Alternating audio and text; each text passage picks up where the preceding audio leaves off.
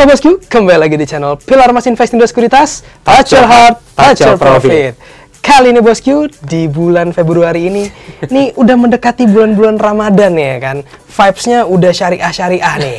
Enaknya kita sambut dengan barang syariah juga nih. Nah, barang syariah kali ini datang dari surat berharga nih. Nah, untuk membahas surat berharga nih, seperti biasa, langsung kita undang sepuhnya aja nih ya kan. Yang paling ngerti nih, yang paling ahli lah di Pilar Mas nih, Bapak Maximanus Nikodemus nih. Apa kabar, Pak? Kabar baik Eja, gimana kabar kamu? Alhamdulillah ya? Baik juga, mantap. Mantap. Oke, jadi hari ini kita bakal bahas apa nih, Pak? Hari ini Eja, kita kedatangan obligasi syariah mendekati mantap. bulan Lebaran. Betul jadi banget supaya puasanya makin afdol, gitu kan? Bener nggak? Ibadahnya makin nampol. Nah, udah gitu nunggu buka puasa seneng soalnya dapat bunga. Ya, gitu. Setiap bulan lagi. Setiap bulan lagi, betul. Lumayan bisa buat beli tajilan. Nah, betul buat beli takjil. Skip. But when does it good? Jadi bosku, kita hari ini akan bahas suku retail 020 nih bosku. Penasaran kan? Nah, jangan kemana-mana, tonton terus video sampai habis supaya bosku bisa dapat insight soal SR020 ini. Tetap di channel Pilar Mas Invest Indo Sekuritas. Touch your heart, touch your profit. Pioneer Sekuritas Channel di Indonesia.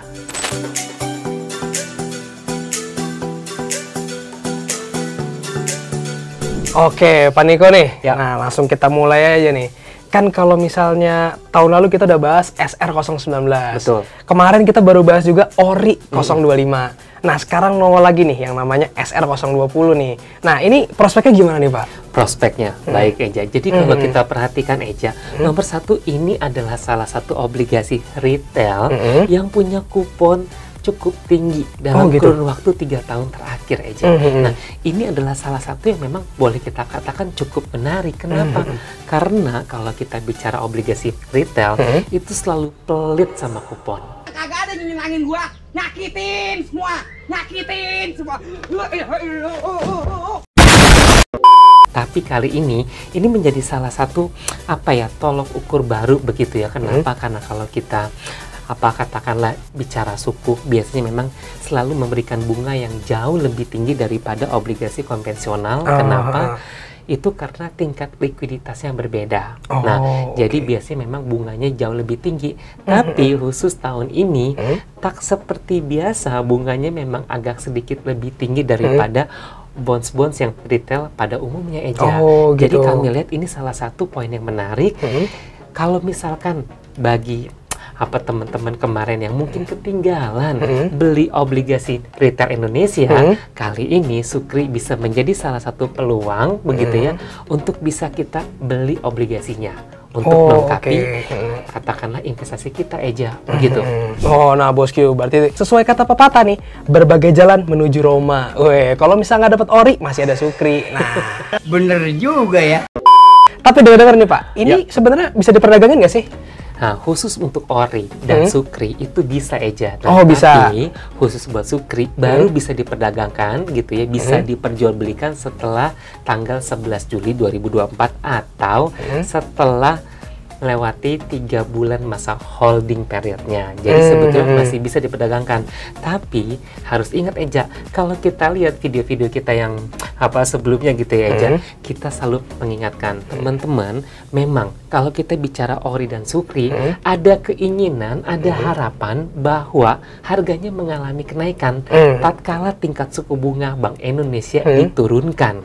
Tapi jangan lupa teman-teman juga harus lihat seberapa besar nominal yang teman-teman miliki. Kalau nominalnya katakanlah dalam jumlah yang kecil, biasanya harganya nggak akan signifikan sekalipun tingkat suku bunga Bank Indonesia mengalami yang namanya penurunan teman-teman. Jadi ini adalah salah satu yang mesti diperhatikan juga Eja. Jangan asumsinya bisa kata Eja nih, beli let's say 5 juta gitu ya. Wah, saya mau beli nih Pak, karena dengan harapan kalau tingkat suku bunga turun gitu ya, katakanlah bulan Juni atau Juli nanti, duit saya tiba-tiba bisa naik nih Pak, jadi 10 juta. Enggak tentu begitu juga Eja. Jadi, semua itu hanya mimpi. tentu aku juga amin kan gitu ya. Tapi kayaknya itu menjadi too good to be true. Jadi kita juga mesti harus lihat nominal yang kita milikin, itu nomor satu. Yang kedua, seberapa besar potensi kenaikan harga obligasi tersebut. Begitu. Jadi kalau kita di perdagangan, bisa nggak? Bisa. Tapi setelah tanggal 11 Juli 2024, dan ini berbeda dengan sukuk tabungan yang memang waktu 2023 itu sempat booming banget Eja ya. Oh iya. Itu aja. Nah, Bosku, berarti kalau misalnya buat Bosku nih yang mau memperdagangkan SR020, berarti kita harus nahan dulu ya? Nahan diri. Nahan diri ya? Nahan mulu kayak puyol. Tahan, bulu keplak ya pala orang. Oke, Pak Niko nih, kalau misalnya tadi kan kita udah bahas, kalau sukuk retail ataupun obligasi retail kan bisa diperdagangkan ya? Betul. Tapi apa sih Pak bedanya sama obligasi yang nggak bisa diperdagangkan nih? Masalah lebih menguntungkan yang mana nih? Nah Eja, kalau kita mau bandingkan sebetulnya, tentu semua kembali kepada satu, tujuan investor itu apa? Yang kedua, jangka waktu investor itu seperti apa? Nah ini menjadi salah satu poin yang penting. Yang ketiga, yang paling juga penting adalah tingkat resiko dari si investor. Kenapa? Karena tidak semua orang suka dengan volatilitas harga obligasi. Meskipun kalau kita bicara volatilitas, harga saham naik turunnya jauh lebih menegangkan daripada harga obligasi Eja.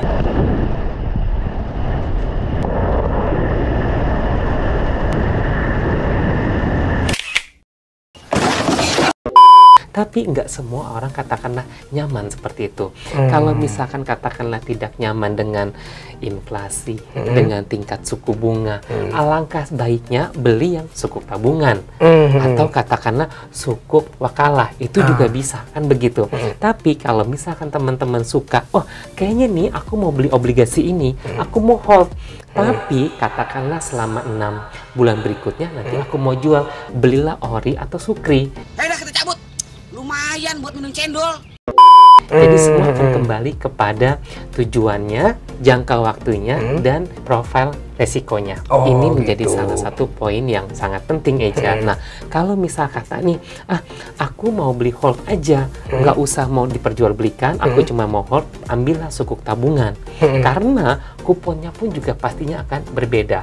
Biasanya kalau misalkan kita yang hold Eja, itu bunganya jauh lebih tinggi daripada ori atau sukri. Itu nomor satu. Dan yang kedua, kalau misalkan teman-teman kayaknya aku nggak mau lama-lama deh, karena kalau kita bicara ori dan sukri itu 3 tahun jatuh temponya. Kalau katakanlah seperti kayak ST itu hanya 2 tahun Eja, atau SBR saving bond retail itu juga cuma 2 tahun. Lagi-lagi bukan nama motor. Jadi balik lagi kepada diri kita sendiri. Jangan nanti Eja, ayo ikutan beli ori, ikut aja kan, apa namanya, FOMO ya, FOMO. Ikut-ikutan, jangan. Semua harus kita tanyakan dulu sama diri kita, kira-kira kita cocoknya yang mana, kan gitu. Oke. Pasangan aja milih dong.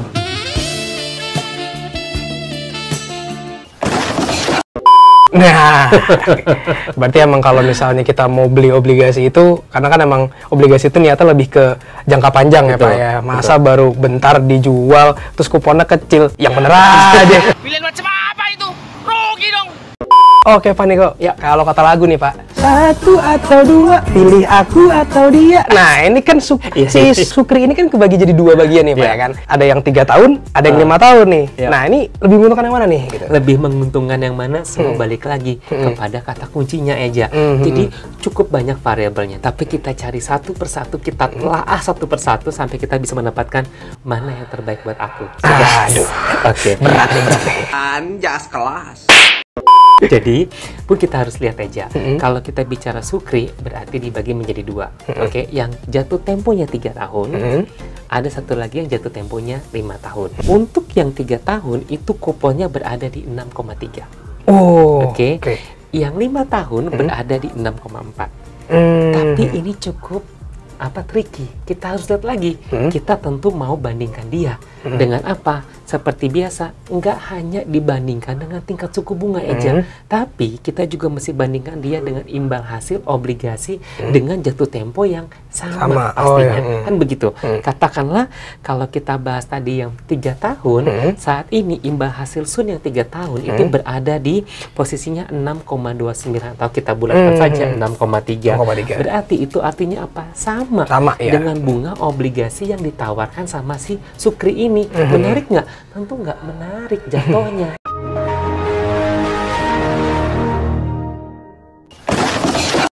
Karena kan namanya obligasi retail, tolonglah kasih gula yang lebih manis untuk kami ini yang katakanlah ingin berinvestasi tapi dengan nilai jumlah yang nggak banyak.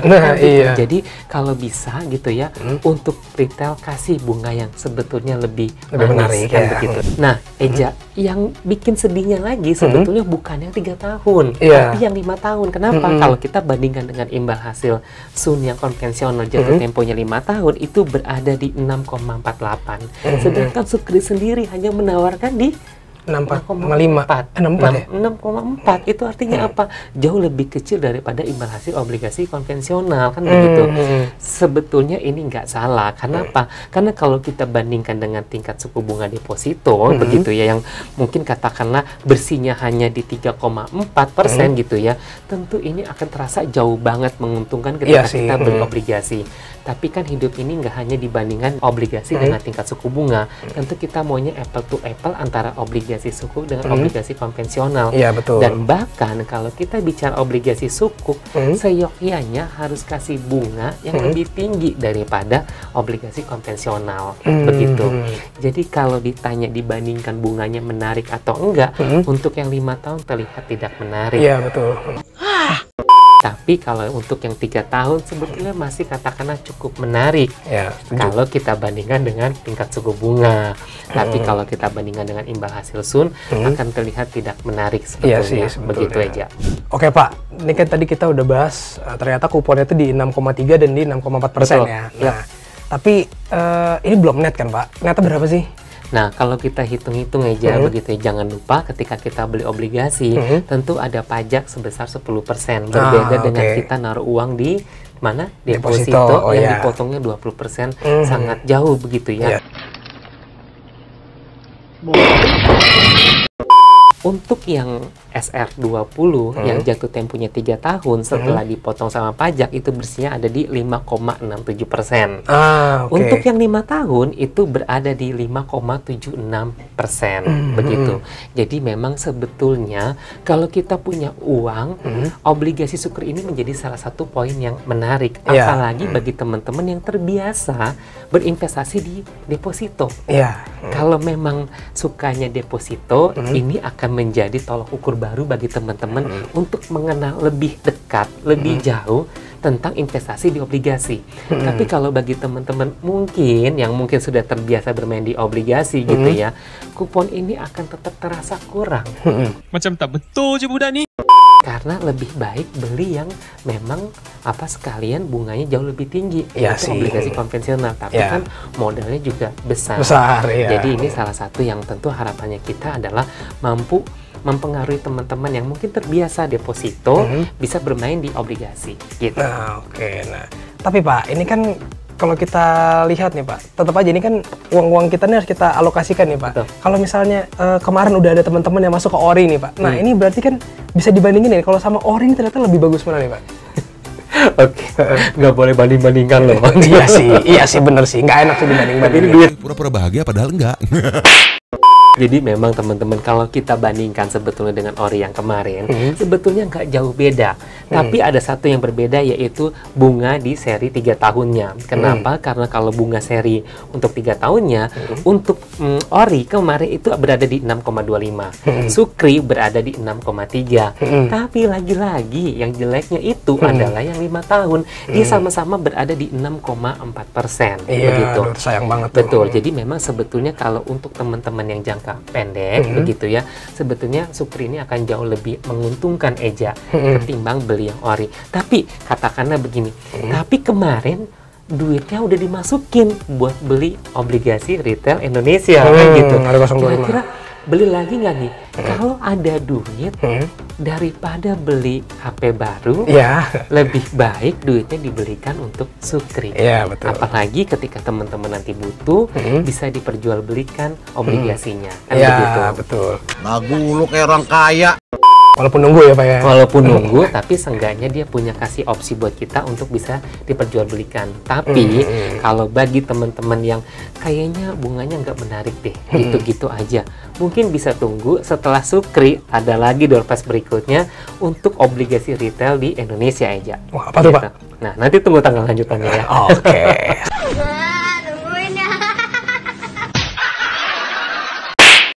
Oke Pak, kalau barusan tadi kan dibandingkan dengan ori, jawabannya beli. Dibandingkan dengan deposito, lebih menguntungkan lagi. Nah, cuman walaupun dibandingkan dengan obligasi konvensional ya tipis-tipis lah Tipis-tipis gitu ya. kan. Nah, mengingat juga nih Pak, dikit lagi kan lebaran nih kan.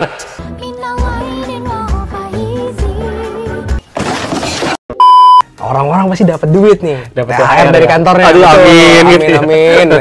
Nah, jadi kalau kesimpulan nih Pak, secara keseluruhan, beli nggak pakai duit THR itu? Kalau ditanya beli atau enggak, nomor satu yang mesti diperhatikan adalah simpan dulu, habiskan kemudian. Oke. Mindset ini salah satu mindset yang paling penting. Wah, Gitu mindset ya. juara nih. Biasanya kan habiskan dulu, tabung kemudian, udah nggak ada sisa. Udah nggak ada kan, sisa, ya. sebetulnya kan gitu. Simpan dulu, baru habiskan kemudian. Itu nomor satu. Nomor kedua, jangan lupa orang tua. Wah, Ini iya. penting, kasih kan begitu. Lalu jangan lupa begitu ya hasil investasi kita kan begitu. Nah ini juga salah satu poin yang penting karena kan ongkos buat mudik kan gitu ya, amplop-amplop buat apa ngasih itu kan juga salah satu poin yang penting. Apa mereka tidak tahu aku sedang sibuk memanjakan diri?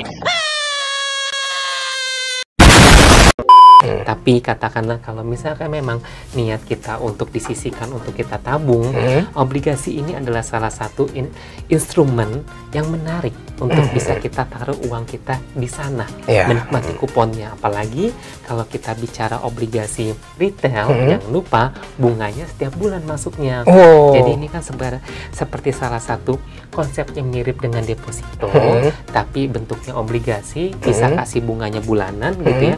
Dan yang paling penting uang THR kita nggak habis semua aja, Iya. kita masih bisa simpan itu dalam bentuk obligasi. Ingat jangan lupa minimum untuk pembeliannya itu sebesar 1 juta aja kan gitu. Oh, Dan gitu. masa penawarannya dari tanggal 1 sampai dengan tanggal 27 Maret. Jadi kita berdoa, kita aminkan sama-sama aja gitu kan. THR keluar sebelum tanggal 27 supaya bisa beli gitu. Betul, betul. Amin. Jadi buat bosku nih, daripada duitnya buat party-party ya kan, abis lebaran, ya abis hilang dosa lagi. Aduh, mendingan beli obligasi ini.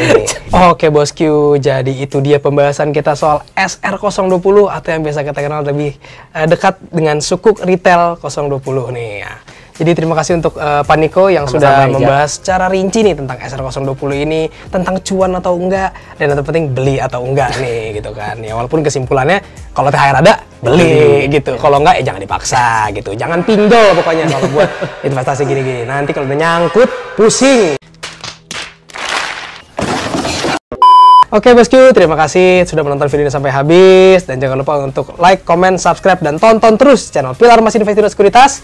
Touch your heart, touch your profit. Pilar Sekuritas Channel di Indonesia.